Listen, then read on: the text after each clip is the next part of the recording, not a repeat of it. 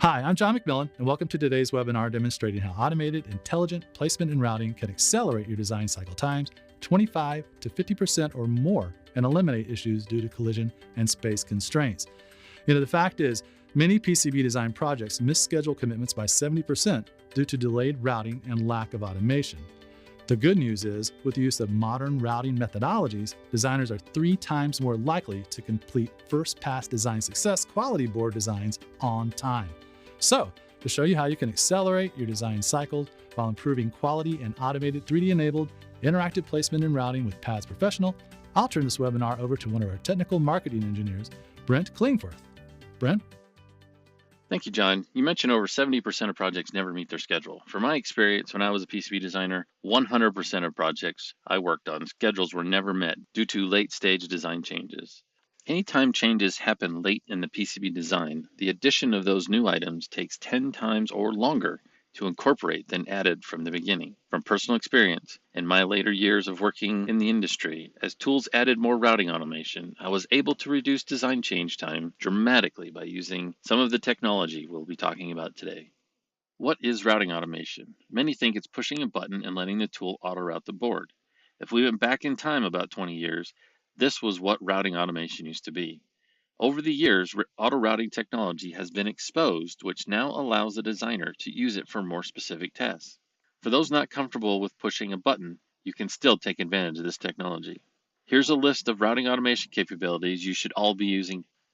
Fan out for power grounds and signals, sketch routing, interactive signal and multi-trace routing, dynamic planes, interactive trace tuning, via stitching, auto creation of differential pairs, and design rule reuse.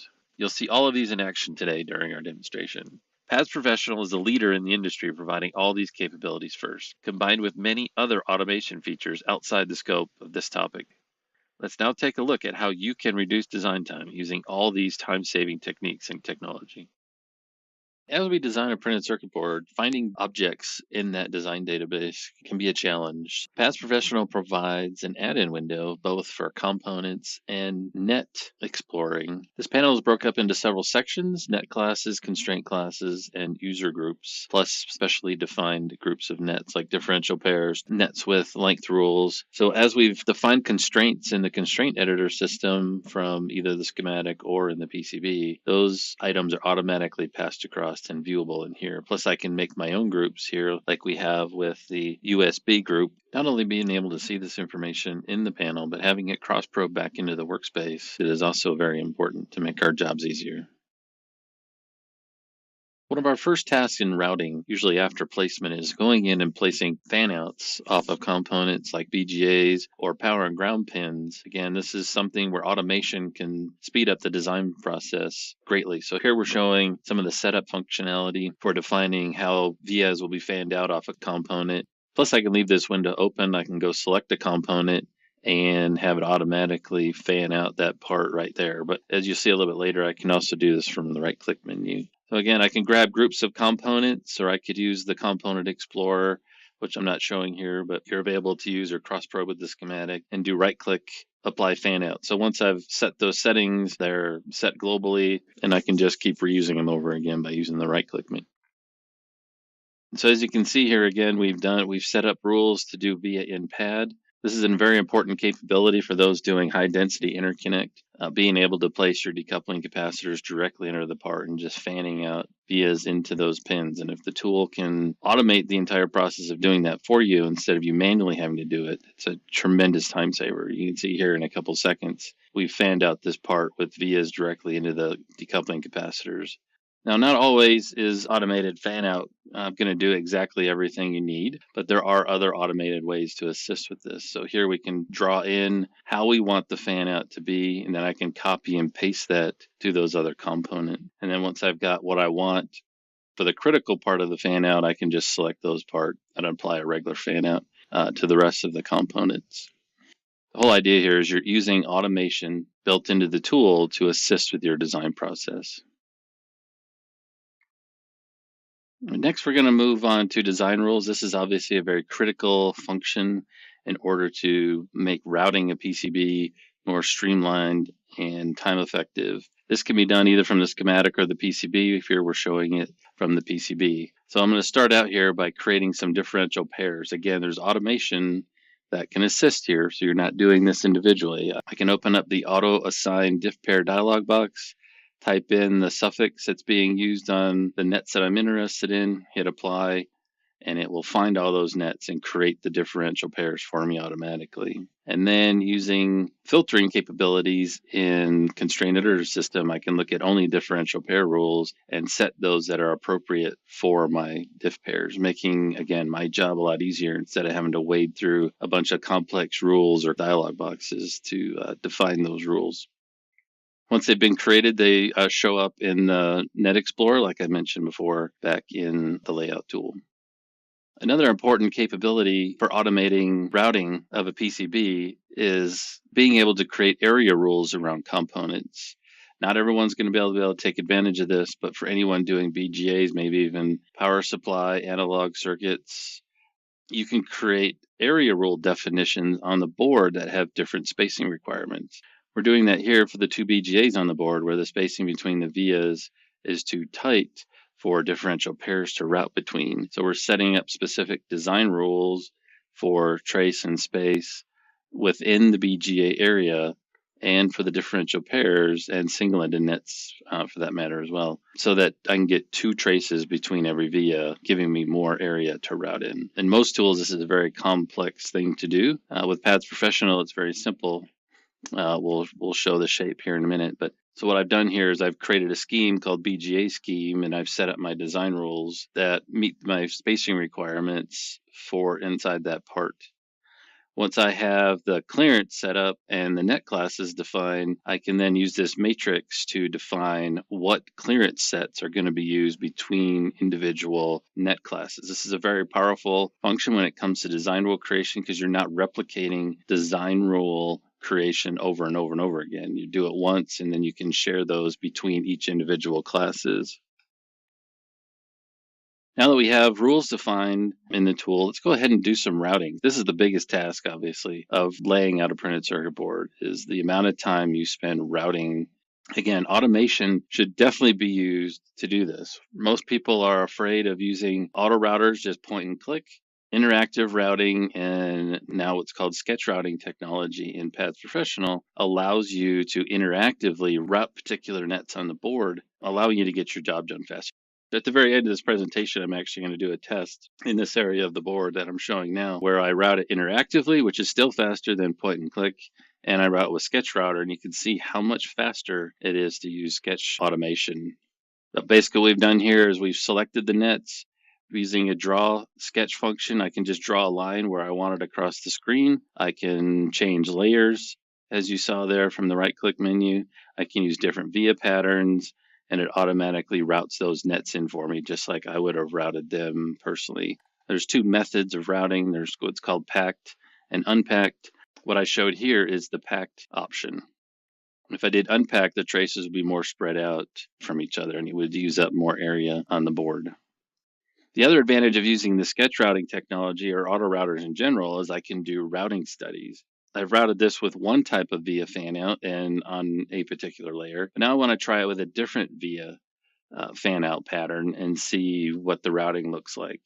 So again, it's so fast to do this. I can go through different scenarios very quickly to see which one works best for my design. So here you can see the horizontal via pattern wasn't quite as clean. It made the routes go between components more. So we could try another pattern here, which is the same staggered one, but I'm telling it not to cross the nets. In other words, it's going to keep routing in a serial fashion instead of dropping the vias and coming back around on itself. And you can see that didn't work at all. A lot of the nets didn't get routed in that case.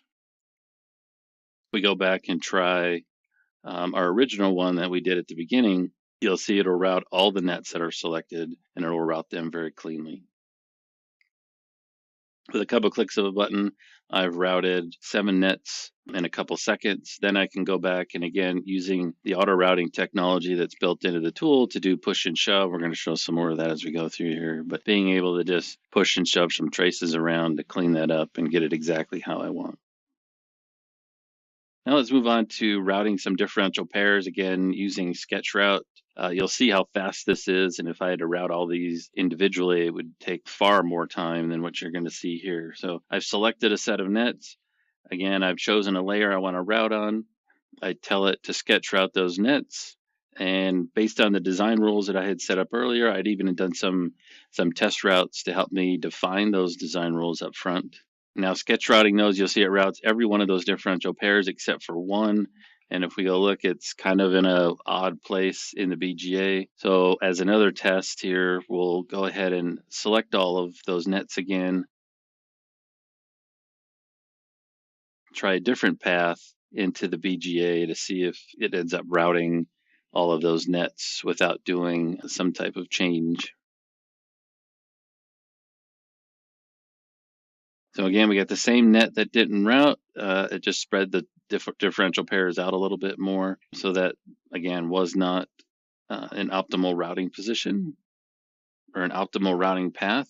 So we'll go ahead and try this again. But now I'm going to deselect one of the differential pairs that goes up next to those other pins, because I noticed when I looked at it, personally, if I was routing this by hand, I could route those out the back side of that connector and go on the outside of the group.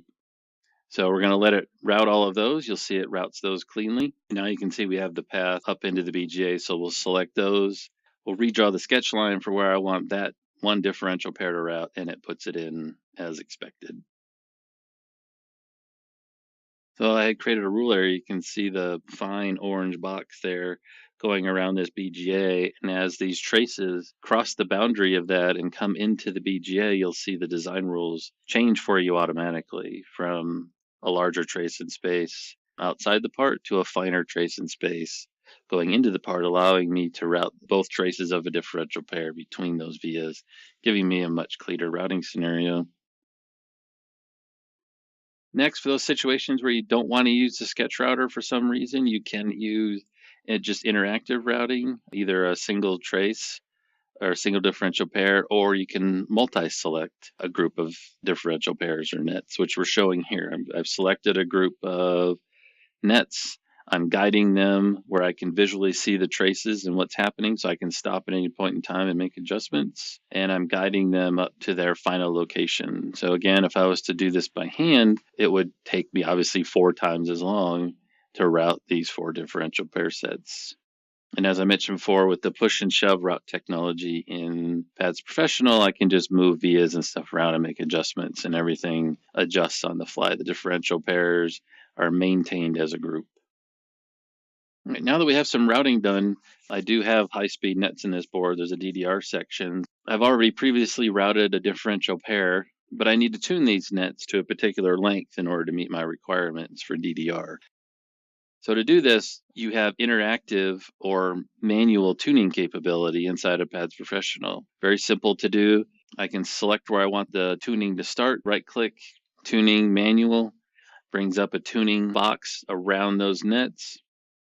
I can then drag the handles on that box and you'll see the tunes expand out. And on top of that, I have a gauge available on my cursor to see if I'm meeting my design length requirements. The nice thing about this function is the tune is like an object now. So when I click back on it again, the box shows up and I can adjust it on the fly if I've routed other objects around it where I need to adjust that.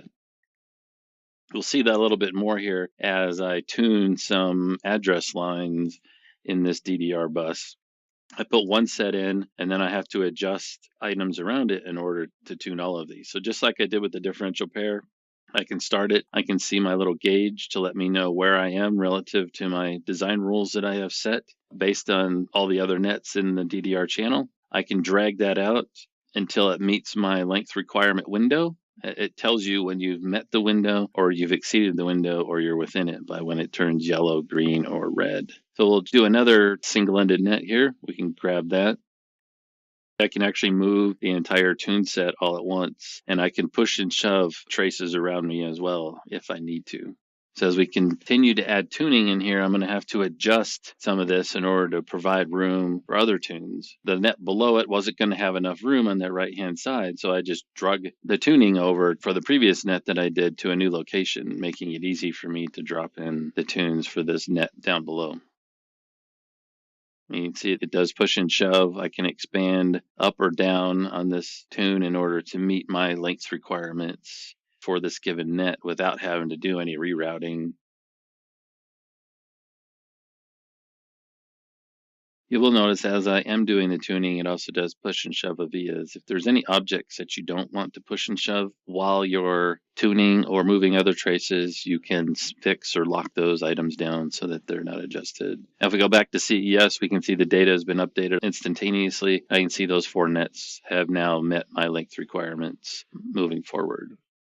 As I've done with the data channels above there, I've routed them, tuned them all very quickly using this interactive tune and lock them down so they don't get adjusted when I do other routing on the board.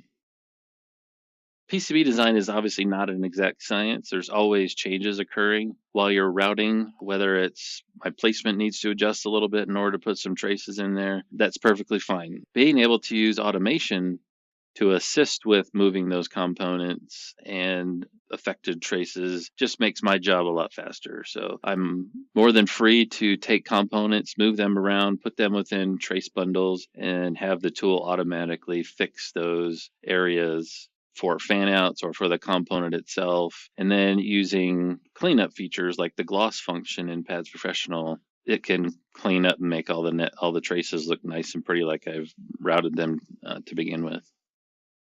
Now, as an example here, I'm going to show what might happen if the routed net's on the board and the electrical engineer comes back to me and says he wants a larger spacing. Now I have to rip up all these traces and reroute them all over again. Not with routing automation in Pads Professional. I can go in and adjust my design rules to a larger value. Here we're going to change everything to 6 for this USB group. Again, using drag and drop, copy, paste stuff makes it quick and easy in Constraint Editor system. I update. We can then use the DRC visualizer to show where I've got violations on the board. It'll crosshatch the traces and show you where there's violations. So I can simply select that class of nets, again, using the Net Explorer. It'll highlight all of them. I can do a right click and choose Repair Selected. And within a couple seconds, the auto routing algorithm has gone in and spaced back out all those nets to clean them up. I can then, again, select that group and gloss them to clean up and make the traces look appropriate. Huge time saver when you're making changes to a printed circuit board design. All right, after creating all of the routes in the board, obviously we need to put planes in. Some people wouldn't consider this part of routing automation, but if you have to route those power ground nets or you have to put planes in, it's all doing the same thing. We're connecting interconnects between components in the design. And with Pads Professional, there's automation provided to where I don't even have to draw shapes on the board if that entire layer is going to be considered a single net, which we are doing here on layer 2 and 11. I'm going to create those as ground planes. In Pads Professional, you create what's called a route border. This gives you kind of a main rule area, basically, that the tool will create DRC violations if you go outside of. And I can just use that as my plane area. So I don't even have to draw plane areas on the layers that are going to be a single net. Or I can even put draw shapes with inside those, and it will automatically take care of that for me. But again, saving time, I can just set the planes to dynamic. What that means is the flooding is instantaneous. So as I move something or I place something on that layer, the plane automatically adds the voids. What's really nice here is, as you can see, I'm moving power and ground vias around to make sure I've got ground flooded between those, which in a lot of designs, that's a high priority. Again, here's another example. We have a power plane area where I've got vias that are cutting it up and going to reduce the current carrying capability, so I can quickly just move the vias and see how the plane adjusts based on my new via placement to optimize that plane area. All right, depending on the type of design you're doing, sometimes you need plane areas filled with vias. Instead of going in and adding those vias individually one by one, again, use automation to assist with that process. So with Pads Professional, I can select the plane shape, I can do add via, and then I can go in and I can have it automatically fill in that plane area. Obviously, this is great for RF designs, but it can also be used for digital designs where you have a plane area where you want the top, bottom, and internal layers to make sure they're all stitched well together to reduce ground currents. So as you can see there, in a couple seconds, I've chosen the shape, set up some parameters, and I completely filled in that plane area with stitching vias. Obviously, since it's so fast, I can undo that, change the parameters, and adjust until I get the appropriate stitching that I'm looking for. The last thing here is let's move on and just show a real example of how sketch routing versus interactive routing can save you time. Interactive routing that we're going to see here and that you've seen already is hands down faster than point and click routing. So hopefully you've seen that and we'll start using it if you're not today. This test is basically going to show if I use the sketch router technology to route a section of the board, and then if I use interactive routing to route a section on board, how much faster it is to use sketch routing and how equal they typically look in each other. In some cases, the sketch routing does a better job. So first we'll start out with the sketch routing and we'll let it go off and do its thing here. We've got a stopwatch that I'm going to start and stop from when I start the sketch routing process to when it ends. So you can see there, sketch routing took us about 18 seconds to put those nets in. Yeah, I can go back and make a few adjustments afterwards. That only takes a couple of seconds as well. Now let's use interactive routing and do the exact same thing.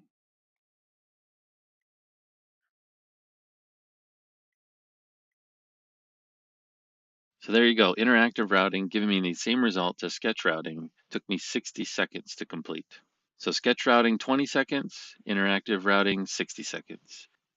Sketch routing gives me the ability to complete my job 3 times faster than interactive routing, which in itself is faster than point and click routing, which most people use today. Let's recap what we've talked about today. During the last 20 minutes, I showed you many of the routing automation capabilities available in PAS Professional, all of which will allow you to design your boards faster. Some of those key topics are using auto fan-out for vias, interactive single and multi-trace routing, using dynamic plane functionality, automatically creating differential pairs, using design rule reuse, doing interactive tuning for nets that need to be length matched, via stitching large plane areas. Lastly, and the biggest time saver, using sketch router technology to route the majority of your traces. All the features that we talked about today will allow you to design your boards faster, meet tighter design schedules, and when those last minute changes occur, get them done in a timely fashion.